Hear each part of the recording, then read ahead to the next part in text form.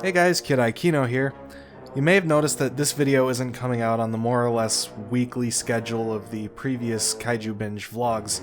I did pretty much take the week of Thanksgiving off, but more to the point, as I'm sure most of us have heard, Godzilla vs. Kong has been pushed back to November 2020. The reason I was blowing through the binge as fast as I was in the first 3 videos was specifically because I was trying to get through all 100 films by the previously announced release date in March. But hey, now I have about 8 more months to get through them all, which is great because now I no longer have to watch and vlog about 5 films a week. And I might even have time to make other videos before the binge is over. Anyway, this episode we're looking at a pretty great batch of films. It's all Toho this time, running with the momentum from King Kong vs. Godzilla, and really entering their golden age. Up first we have Matan Go, which, yeah, calling the Matan Go Kaiju is maybe a bit of a stretch, but I'm doing it anyway because this is a good movie, and you can't stop me. I've always really liked this one. It's intensely character-driven and has great performances from Toho stars like Akira Kubo, Yoshio Tsuchiya, Kenji Sahara, Hiroshi Koizumi, and Kumi Mizuno. It's also a really interesting commentary on addiction and how, despite the horror of it,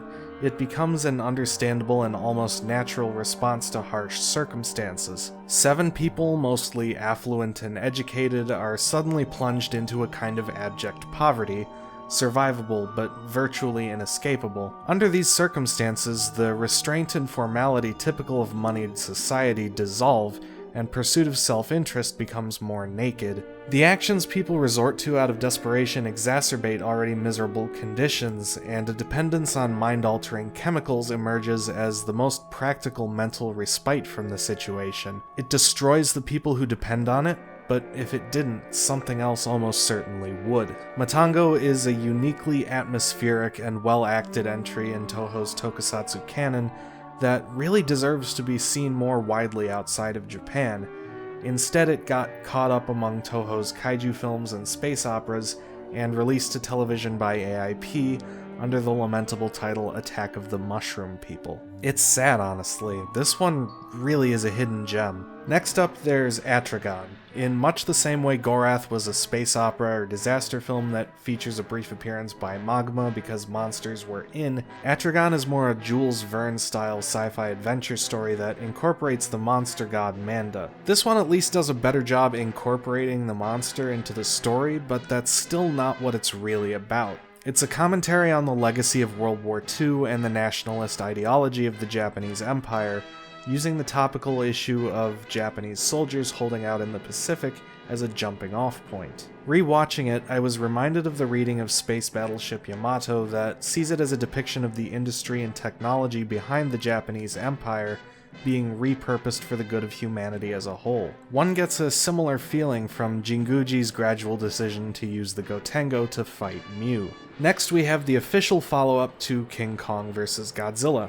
Toho looks around at what other monster films it's got, and spotting another big splashy comic spectacle like the previous film, produces Mothra vs. Godzilla. This film has a long-standing reputation as a classic and essential viewing, and I'm not going to dispute that, but I think its status as a sequel to a couple of the studio's previous hits, seeing if there's more mileage in this monster versus monster formula, shows in a couple of respects. For one thing, the plot recycles many elements of the first Mothra film. A natural disaster exposes or creates an opportunity for unscrupulous entrepreneurs at the expense of Infant Island, its people, and Mothra. A journalist, a photographer, and Hiroshi Koizumi as an expert or scientist advocate for the island, and the villainous capitalists try to the end to get away with their scheme in the face of kaiju intervention. What's unusual is that these elements are executed almost every bit as well the second time around.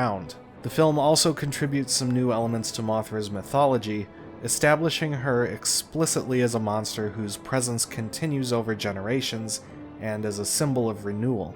It also takes the outside world to task for the way it fails the Infant Islanders more so than the original. The execution and the new spin prevent the reused plot elements from being too problematic, but the bigger issue with this film is its pacing.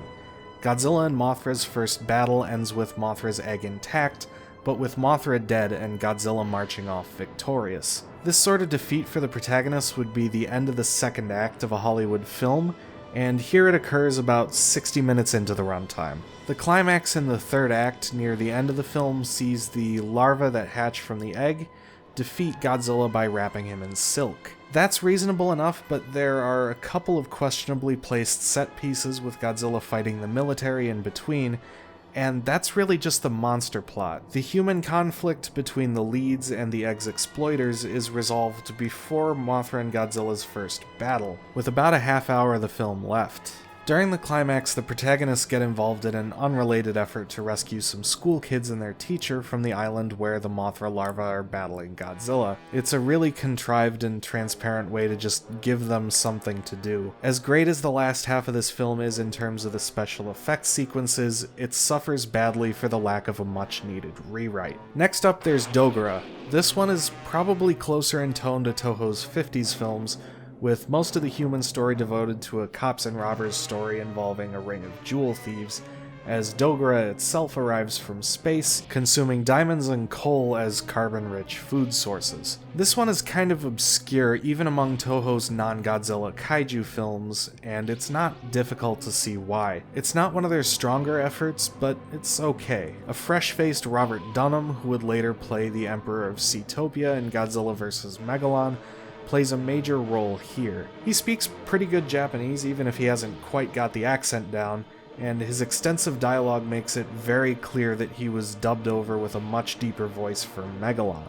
Ghidorah is also the first kaiju film appearance of Yosuke Natsuki playing a detective, just as he would in the next film, Ghidorah the Three-Headed Monster. God, I love this one. This is one case where I personally prefer the US version. The voice acting suits the sort of pulpy tone, and some of the edits to the film actually make more sense, like moving this day scene that occurs in the middle of the night sequence with Naoko and Princess Salno at the hotel, but in either version, it's a classic. They bring back Rodan and introduce a fantastic new villain for the biggest monster lineup so far. The cast is great, there's spy thriller intrigue with foreign assassins, the human and monster plots are really well integrated, and the Peanuts are back one more time with Call Happiness, which for my money is the best Mothra song in the whole series, save for Sacred Spring from Mothra vs. Godzilla. This to me seems to be the point where Toho really committed to an ongoing series of monster films featuring Godzilla. They do bring back a monster that headlined a previous hit, but Rodan isn't really centered here in a one-on-one crossover with Godzilla the way King Kong and Mothra were, though Godzilla and Rodan do spend a good chunk of the film just fighting with each other. King Ghidorah is the star addition to the lineup, a bespoke villain created for this film. The script also shows a more conscious acknowledgement to these films as a continuous series since Godzilla's revival. There's obviously Hiroshi Koizumi's Dr. Miura referencing Godzilla and Mothra's previous confrontation, but screenwriter Shinichi Sekizawa makes a point of having the Shobijin explain why there's now only one Mothra larva by mentioning that the other one hatched in the previous film died prior to this one, and this film's Rodan emerges from the rocks of Mount Aso in Kyushu, where both of the original film's Rodans were presumed to have died after falling into the lava. King Kong vs. Godzilla was Toho jumping at the chance for a crossover. Mothra vs. Godzilla was a further test of the formula, and neither paid continuity any particular mind. This one is where Toho went all in on a Godzilla series. And next time we'll see where they went from there. But first we'll see American producers beginning to take notice of Toho's monster film boom and get in on the action, with Henry Saperstein getting Nick Adams a gig in Frankenstein Conquers the World. Then rival studio Daiei throws their hat in the ring with their own monster Gamera.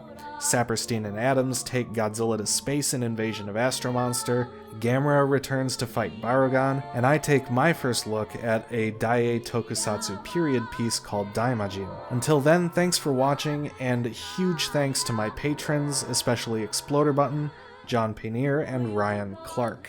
If you want to support these videos and my other projects, you can check out my Patreon at the link in the description, and I'll see you next time.